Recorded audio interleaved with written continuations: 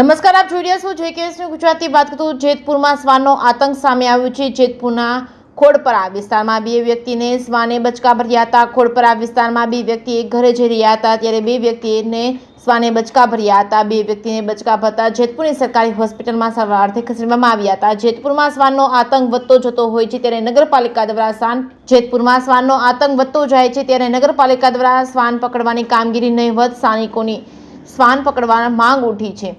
જેકેએસ ગુજરાતી સાથે રાકેશ પીઠડિયા, જેતપુર. તમારું નામ? કમલેશ મહેન્દ્રભાઈ ઓઝા.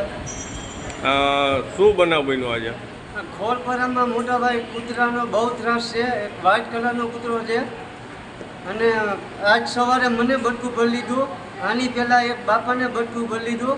અને મારું નિવેદન એ જ છે કે નગરપાલિકામાં કૂતરા ઉપાડી જાય ને સારી જગ્યાએ મૂકી આવે, એ જ મારું છે કહેવાનું, બીજું કાંઈ નહીં.